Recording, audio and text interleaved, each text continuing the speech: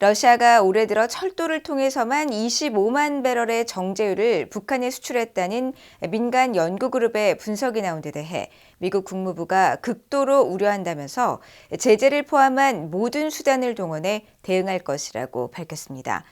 북한과 러시아를 잇는 유일한 철도 수송지인 두만강역에서는 최근 잇따라 대형 열차가 포착돼 북러 간 철도를 통한 석유 공급 증가 정황과 연관된 것인지 주목됩니다. 조상진 기자가 보도합니다. 미국 국무부 대변인은 13일 미국의 민간 분석 그룹이 최근 보고서를 통해 러시아가 지난 넉 달 동안 철도를 통해 25만 배럴의 정제유를 북한에 수출한 것으로 나타났다고 밝힌 데 대한 VOA의 논평 요청에 러시아가 북한에 석유를 공급했다는 보도를 인지하고 있다고 밝혔습니다.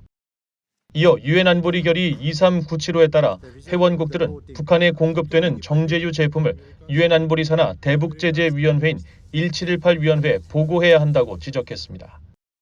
국무부 대변인은 러시아가 지난 3월에만 북한에 16만 5천 배럴 이상의 정제유를 공급했다는 백악관의 최근 발표를 상기시키면서 북러 협력 심화를 비판했습니다.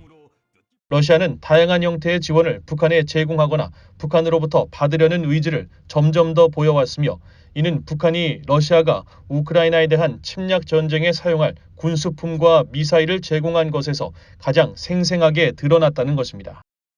그러면서 우리는 러시아와 북한의 관계 심화에 대해 극도로 우려하고 있으며 이 문제를 해결하기 위해 제재를 포함한 모든 가용 수단을 사용할 것이라고 경고했습니다. 앞서 뉴욕에 본부를 둔 에너지 분야 민간 분석기업 에너지 인텔리전스는 지난 8일 발표한 보고서에서 러시아 철도 데이터를 분석해 러시아가 지난 1월부터 4월까지 약 25만 배럴의 휘발유와 경유, 등유 제품을 철도를 통해 북한에 수출했다고 지적했습니다.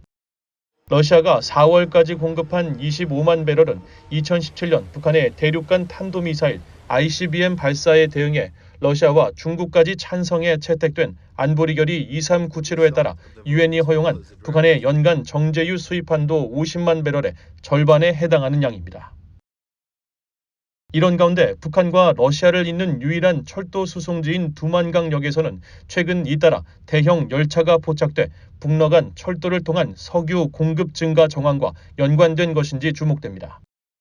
VOA가 북러 접경 지역의 북한 쪽 지대를 촬영한 지난달 17일자 플래닛 랩스의 위성 사진을 분석한 결과 선로 위에 있는 열차 넉 대가 포착됐습니다. 북한과 러시아를 연결하는 조러 친선다리에서 선로를 따라 북한 쪽으로 약 2km 내려온 이 지점은 통상 북한과 러시아 향발 열차가 정차하는 곳으로 지난 2022년 말부터 꾸준히 열차가 포착되고 있습니다.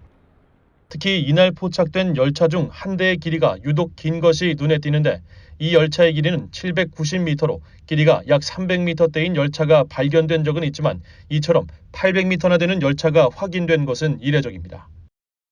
VOA가 지난 4월 한 달 동안 북한 쪽 지대를 살펴본 결과 이곳에 정차하거나 기존 지점에서 이동한 열차는 약 36대로 집계됐으며 이 중 700m가 넘는 초대형 열차는 모두 석 대가 포착됐습니다.